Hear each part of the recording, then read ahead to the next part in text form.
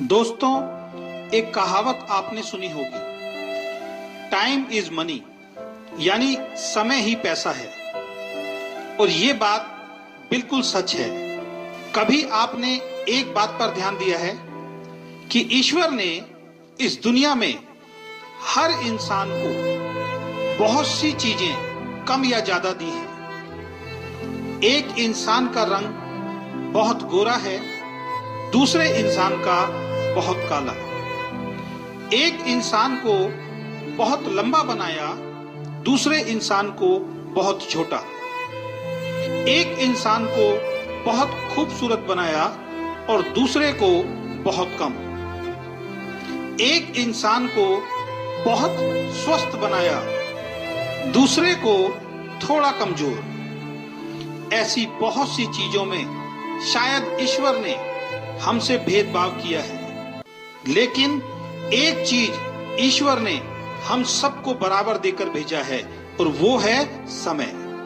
ये ईश्वर ने हर व्यक्ति को एक दिन में 24 घंटे देकर भेजा है। इसमें ईश्वर ने कोई भेदभाव किसी के साथ नहीं किया। ऐसा नहीं है कि एक व्यक्ति को एक दिन में 48 घंटे दिए हों और दूसरे व्यक्ति को 24 घंटे।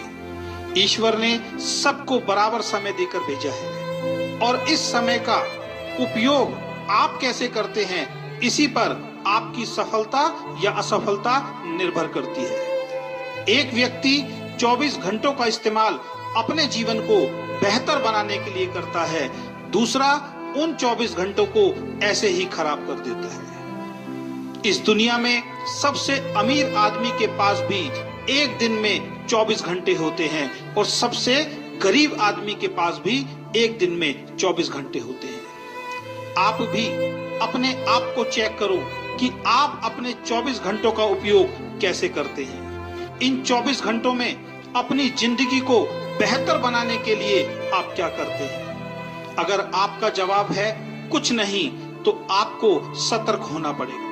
आप अपना बहुमूल्य समय बेकार कर रहे हैं और जीवन में गुजरा हुआ वक्त दोबारा वापस नहीं आ सकता।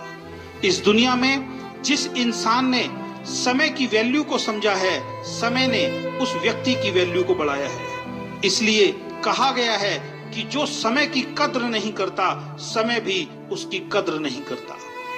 एक एक सेकंड आपका बहुत कीमती है और इसलिए किसी ने लिखा है, एक साल की कीमत उस विद्यार्थी से पूछो जो परीक्षा में फेल हो गया है। वो बताएगा एक साल की कीमत क्या होती है। उसके सारे दोस्त आगे निकल गए और वो उन सबसे पीछे रह गया।